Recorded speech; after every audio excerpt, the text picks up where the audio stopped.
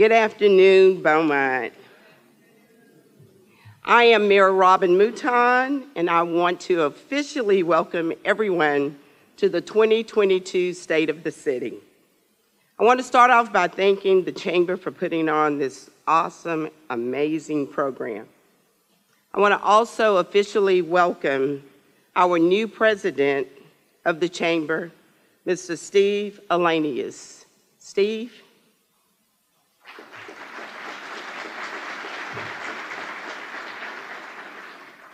I want to also thank Chris Boone for your help and the excellent job you did while being the interim city manager. Thank you, Chris.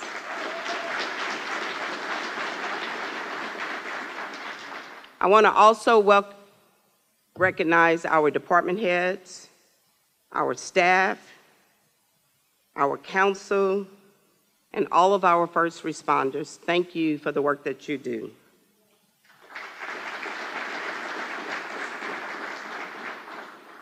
At this time, I want to also welcome and introduce Mr. Kenneth Williams, our new city manager who started this Tuesday.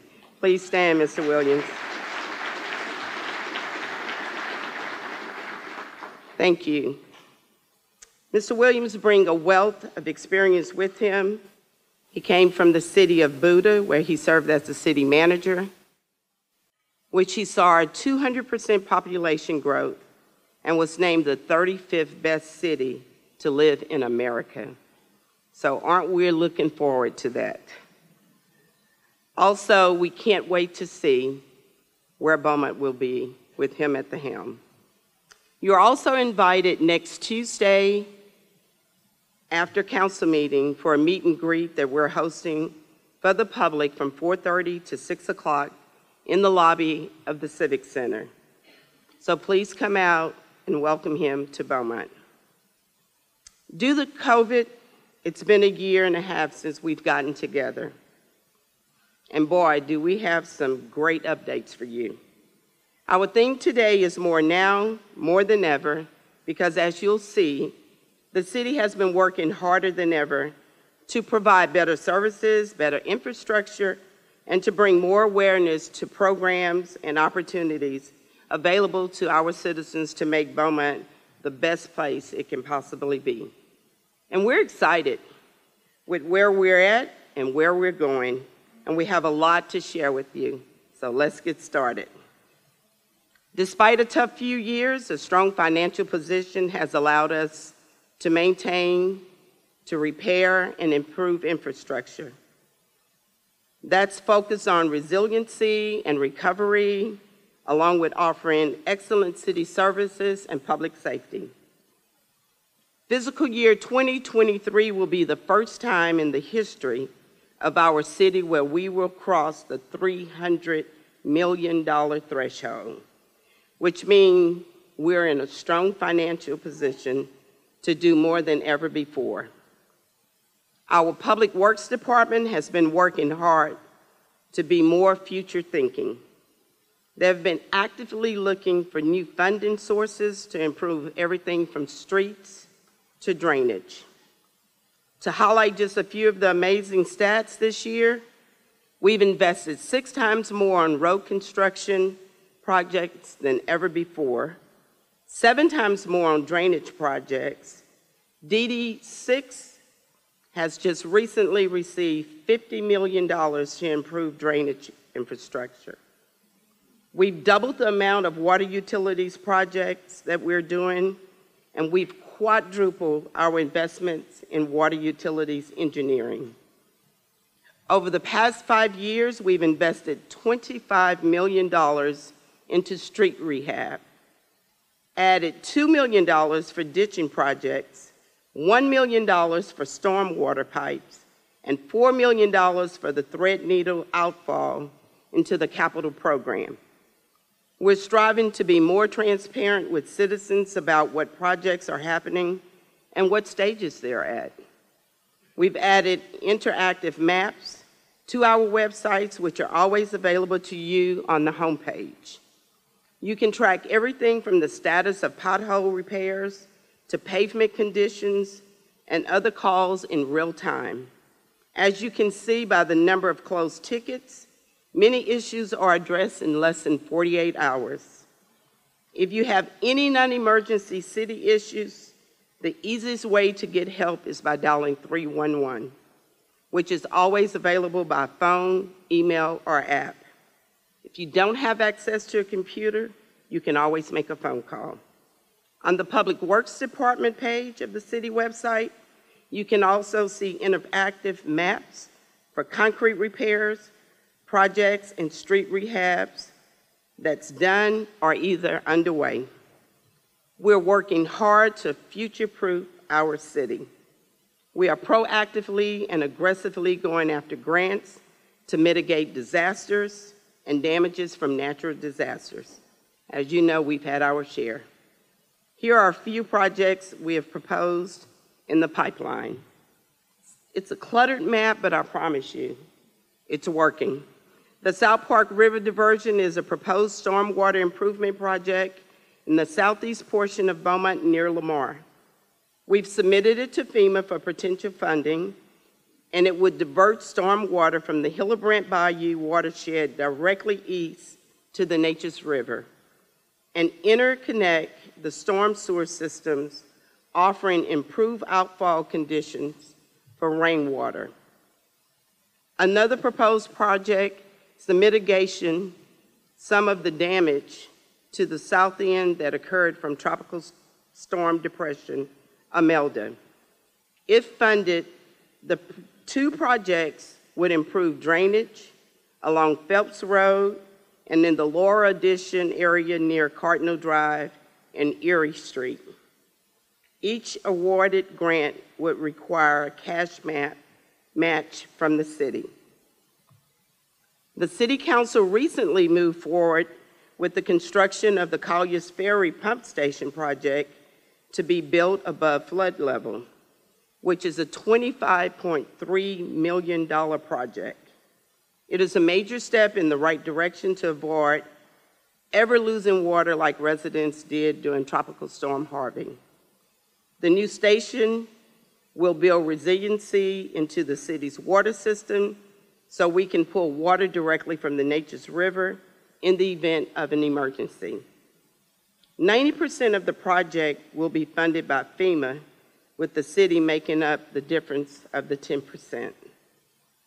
In addition to infrastructure, we're always focused on providing citizens the best possible service. Here are a few updates from our Public Safety Department. Our first responders have a huge task, and we're fortunate that they are some of the best in the nation. The fire department responds to calls in under 6 minutes and has specialized teams to assist with wildfires, dive operations, and more. The police department responds to over 100,000 calls a year, and that's not including the 311 calls. They work hard to keep our city safe. They put a huge priority on mental health and de-escalating of violence within 54 trained peace officers and partnership with local organizations. At $42.8 million, the police department is the largest department in our city.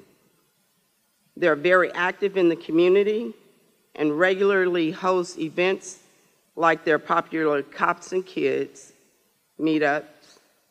Some of their bigger programs include the annual Trunk or Treat, an educational partnership with Lamar, and the Police Explorers program with the Boy Scouts. They are also the liaisons to the neighborhood associations and partner with Spindletop Center on mental health. Thank you, Chief. In addition to 911 operations, 311 calls also were up by 5% last year, with that division closing over 19,000 non-emergency calls. The police department also oversees the Emergency Operations Center under my direction. They continue to play an active role in keeping the city prepared for any major planned or unplanned event, emergencies, and disasters. That coordination includes 5 phases of emergency management, prevention, mitigation, preparedness, response, and recovery. Recovery efforts continue for 5 federally declared disasters: Harvey, Laurel, the winter storm, COVID, and 1 state-declared disaster, Imelda. The emergency management team is also helping to pursue funding to make the city's infrastructure more resilient through grants and other programs. In 2021, fire handled nearly 20,000 calls, and they're on track to do even more this year.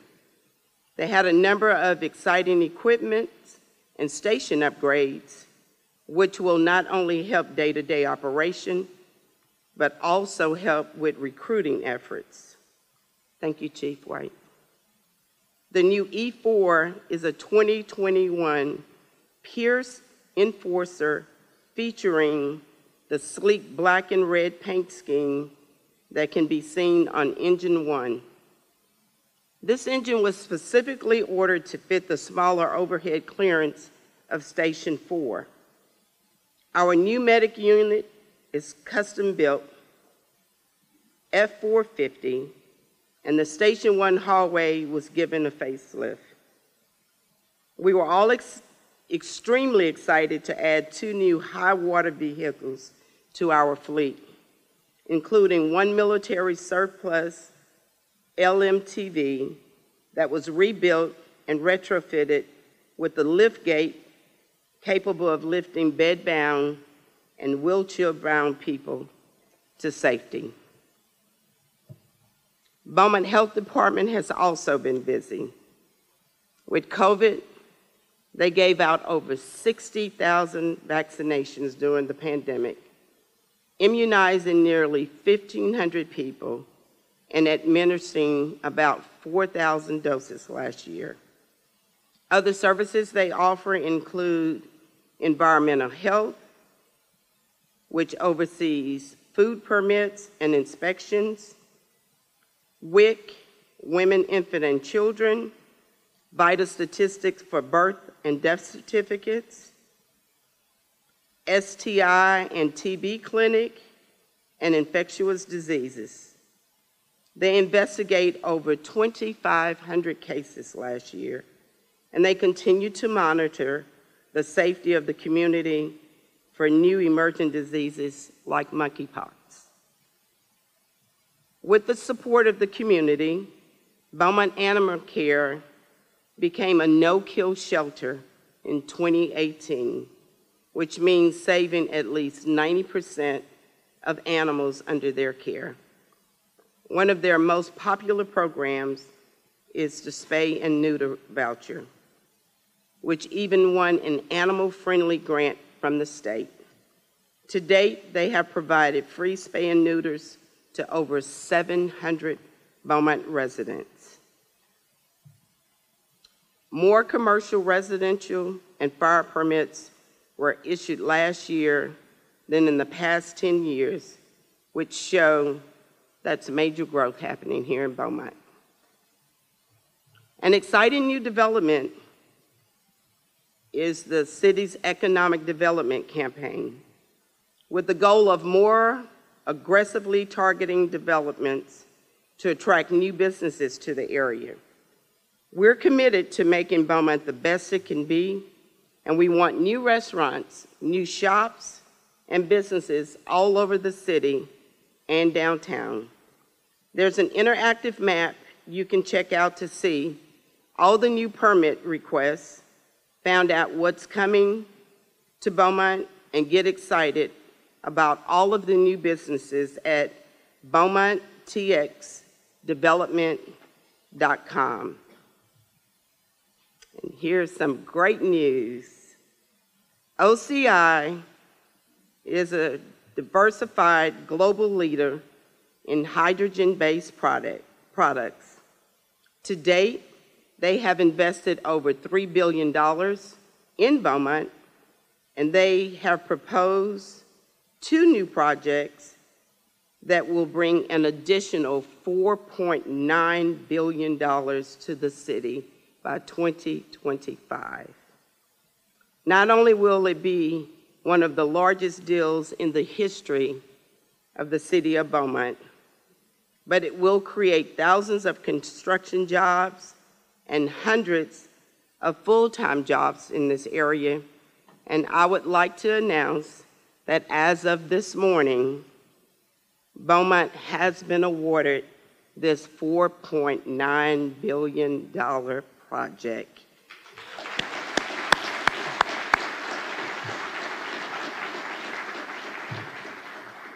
Thank you, Mayor Ames. I don't know where you are, but thank you. You're somewhere in here.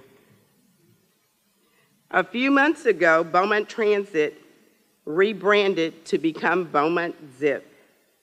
But the name and designs weren't the only things that upgraded. 8 new large buses and 8 smaller paratransit vans have hit the street to replace 80% of the existing fleet. New features are more user-friendly and more accessible. A new website and app allow you to track the buses and plan your route in real time. The buses are also more energy efficient and better for the environment. One of the features we're most excited about is the ability to hop on the bus and bring your bike along for wherever you want to get off and take a ride. Providing even more transportation options for those who may not have cars or who may wish to drive less due to fuel costs. All old buses will also be retrofitted with bike racks. If you've noticed a change in the tone and frequency of messaging from the city, you're not imagining it. City communications was born out of a need and really got underway in 2022. Their goals are to communicate to the public what we have done and what we are doing. It also increases transparency between the citizens and the city, and ultimately raise awareness of city programs and services. They use social media, the website, a new quarterly email series, TV PSAs, and the local papers to reach as many residents as possible, tell the story of Beaumont, and to keep you informed. They have already produced over 50 videos, 20 articles, and post daily Facebook updates that are educational, informational. They promote positive city developments and address misinformation. The best way to stay informed is to follow the official city pages on social media and make sure you're getting information straight from the source. It's also the best way to hear about everything that's going on in Beaumont. Did you know the city hosts over 50 free events and festivals this year, along with daily free activities at Cattail Marsh, the Lakeside Center, and more? Are you taking advantages of all of the amenities that the city has to offer? We have a library in each ward that service that community, beyond access to hundreds of thousands of books and ebooks. They also have their widely popular learning backpacks full of games and crafts that you can check out. Monthly, imagination kits with STEM, science, technology, engineering, and mathematics projects. There's a book club, language learning apps, ESL classes, GED prep, and more. It's all free. They were very excited to return to in-person programming this summer with the options for adults, teens, and kids. Standout events included story time at the Botanical Gardens and their first ever STEAM camp. They are actively promoting our city and in the community. And they're partners on fun programs like Dino Day at the Energy Museum, Touch a Truck at the Children's Museum, and the United Way Day of Caring. Parks has also been busy upgrading facilities and getting back to events. The basketball court at Rogers Park was resurfaced and upgraded with a beautiful new paint job and new glass back goals. Lighting was added to allow for evening play. Rogers Park also had lines added for 2 pickleball courts, which is now the fastest growing sport in America. In Sprott Park, the splash pad was updated and a new playground was installed. Central Park got a newly resurfaced tennis court, and the tennis center added lines for 8 additional pickleball courts. Babe Saharia's Park installed 6 new soccer goals, and the athletic complex replaced all of their basketball goals. They continue to resurface the bridle path at Terrell Park and hosted the Calder 5K run for the first time since 2019.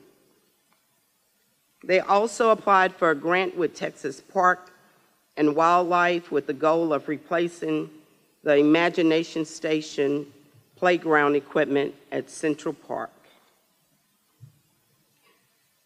Everyone's favorite topic to ask about, Riverfront Park and the AT&T building will be put up for bid soon, but Riverfront Park is moving right along. The Army Corps has finally approved our permits so we can go out for bids in the upcoming weeks. The Municipal Airport is getting more and more use. They added a flight simulator for pilot school and are in talks with LIT on adding a new degree program.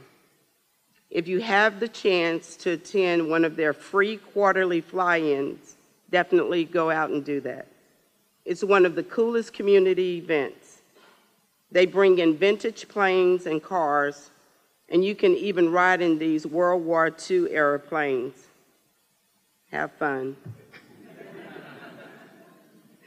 The 2 they have so far this year have seen an average attendance of 1,500 people. Beaumont events have been busy making up for lost time also. On an average, they host 400 private events a year. Last year, they had 500, a 20% increase from pre-pandemic levels at the 6 downtown venues they manage. They also throw over 50 free festivals and events for the community each year. One thing we're really excited about was the return of the Robert Morton organ at the Jefferson Theater. One of few like it's left in the world. And AJ, you're too young to know what it's about. It was reintroduced with a showing of Phantom of the Opera, with more events planned in the fall to hear the beautiful sounds of this organ. We're also really excited about Oktoberfest. It's right around the corner, and we want everyone to come out and join us at Rogers Park. Invite your friends and family. It will be held on October 8th. A standout event this year was Art Taco, which was reimagined at a Hispanic Heritage Festival and put on with the CVB. Over 3,000 people and 50 local vendors and organizations came out to see the performances of Latin music and dance. A taco eating contest, free arts and craft games, and cultural activities were all attended on that day. Juneteenth was another highlight, which was moved from Terrell Park to downtown, and it was put on in collaboration with the Parks Department. With an attendance of over 3,000 people, there was a variety of local food vendors, free kids activities, a car show, live music from local and nationally known performers, included the headliner, the original Lakeside Band from the 70s. The 36th annual 4th of July celebration went off without a hitch.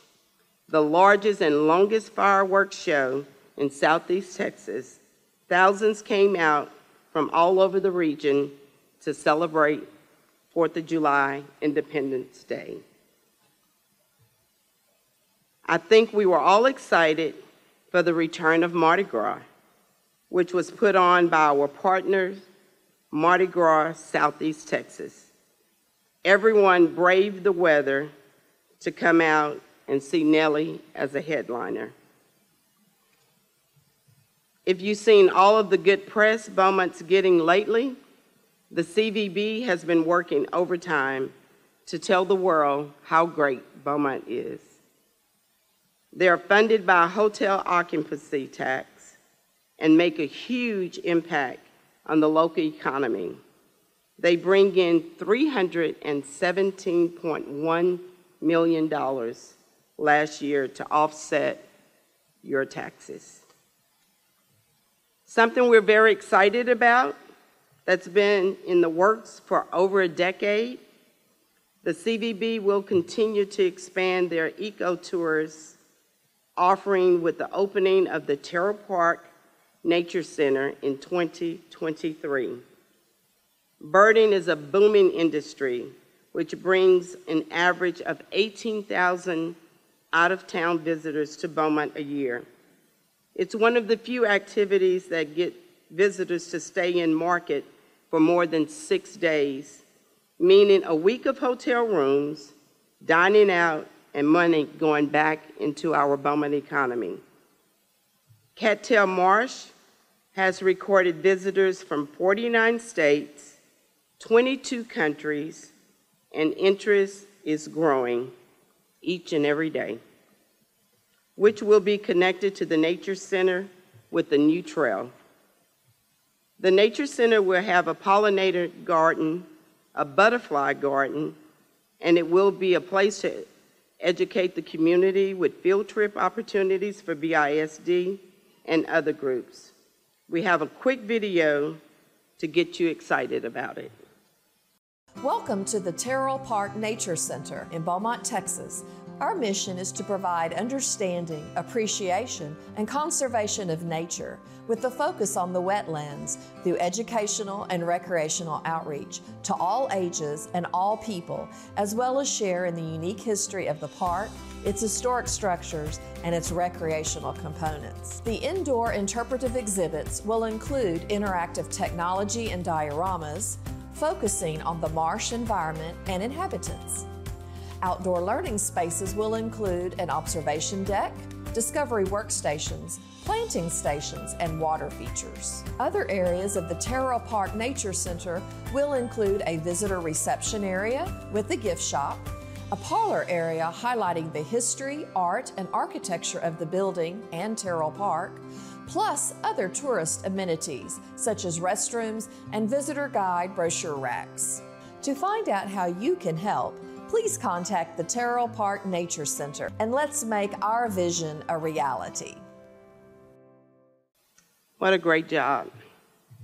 One of their newest events, Mural Fest, did a lot to brighten up and draw people downtown. 16 artists were brought in from all over the United States to add to our growing mural collection. If you haven't gotten a chance to see the art yet, I encourage you to spend a day driving around and seeing the pieces, or rent a scooter or a bicycle to explore. A map is available on the CVB website Two not to miss are my personal favorites.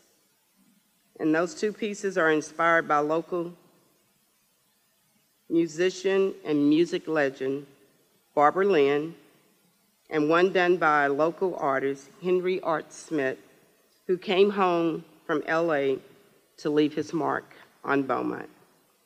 There will be even more pieces added in this year to this year's festival, so keep your eyes open for updates. Another amazing event that happened this summer was the National Beep Baseball Association World Series, a sports organization for blind and visually impaired athletes. It was hosted at the Chris Quinn Soccer Complex on July 24th through the 31st. 17 teams from all over the world competed, bringing in more than 400 players, their families, and spectators to Beaumont. 1,500 hotel rooms were booked for the event, with an estimated economic impact of over $500,000. One of the biggest economic drivers to this date. I want to give a special thanks to all of the city and community volunteers who came out to support the event.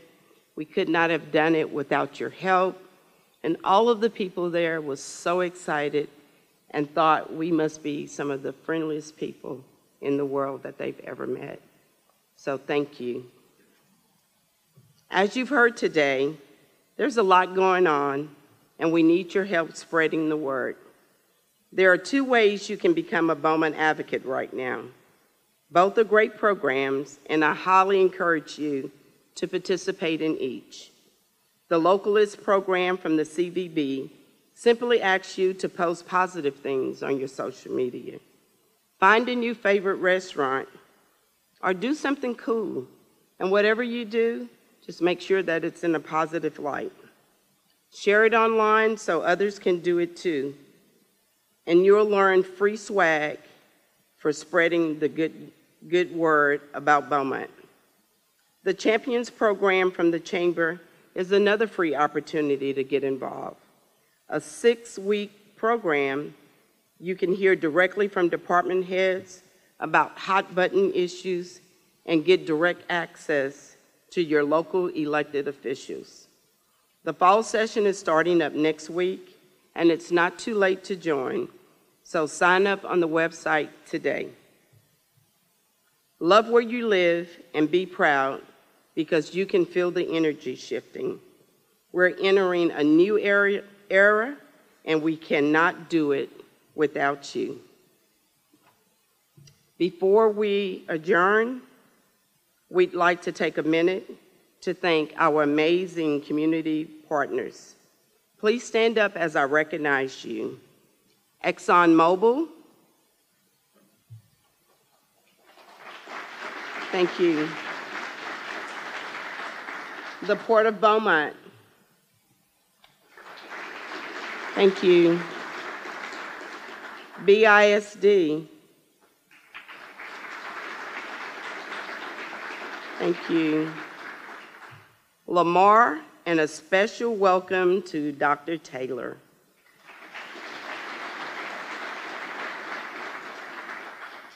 LIT, and a special welcome to Dr. Valentine.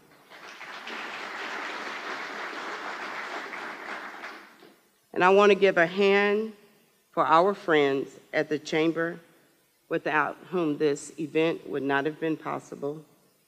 And it's an amazing event. Thank you.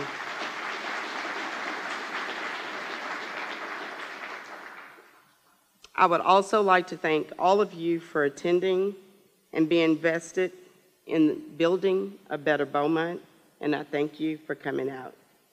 Bye-bye.